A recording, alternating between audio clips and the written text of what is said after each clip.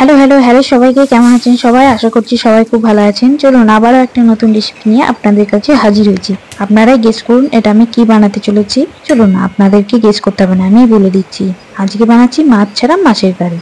আচ্ছা, আপনারা ভাবছেন মাছ ছাড়া মাছের কারি আবার কিরকম করে হয়? তো চলুন পুরো ভিডিওটা দেখতে থাকুন, তাহলেই বুঝতে পারবেন। প্রথমে অনেকগুলো সয়াবিন নিয়ে সয়াবিনগুলো ভালো করে সিদ্ধ করে নিলাম নুন হলুদ দিয়ে। তারপরে নিয়ে নিয়েছি এই দেখুন দুটো কলা দুটোকে ভালো করে ছাড়িয়ে নিলাম। আর নিয়ে নিয়েছি একটা আলু ভালো করে ছাড়িয়ে নিয়ে সিদ্ধ করতে দিয়ে দিলাম। এইদিকে এগুলো ততক্ষণ সিদ্ধ হোক, ততক্ষণে আমি সিদ্ধ করে রাখা সয়াবিন গুলোকে একটা মিহি পেস্ট বানিয়ে নিই। একটা মিক্সিং জার নিয়ে নিয়েছি। এবার সিদ্ধ করে রাখা সয়াবিন গুলোকে দিয়ে একটা মিহি পেস্ট বানিয়ে নিলাম।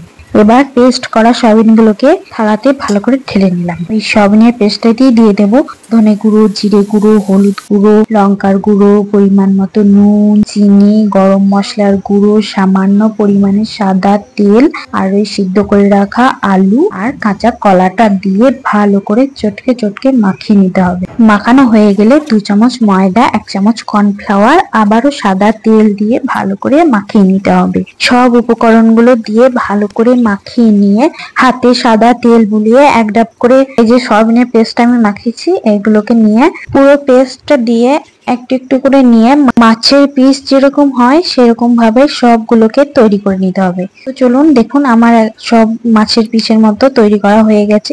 এবার নিরামিষ মাছগুলো ভাজার পালা। এবার আমি সব মাছগুলো একে একে ভেজে নেব।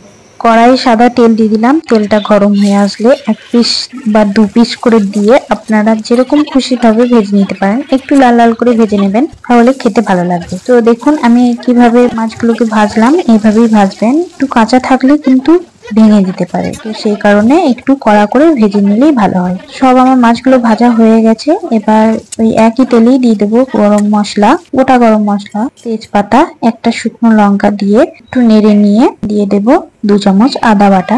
আদা বাটাটা একটু কষিয়ে নিয়ে দিয়ে দেবো টমেটো বাটা আর সর্ষে বাটা। এবার ভালো করে কষিয়ে নিয়ে উপর থেকে সামান্য কালো জিরে দিয়ে কিছুক্ষণ ধরে কষিয়ে নেবো। তারপরে দিয়ে দেবো গুঁড়ো মশলা। গুঁড়ো মশলার মধ্যে ছিল ধনে গুঁড়ো, জিরে গুঁড়ো, হলুদ গুঁড়ো, লঙ্কার গুঁড়ো, গরম মশলার গুঁড়ো, নুন, চিনি আর সামান্য পরিমাণে জল দিয়ে মশলাটা ভালো করে কষিয়ে নিতে হবে।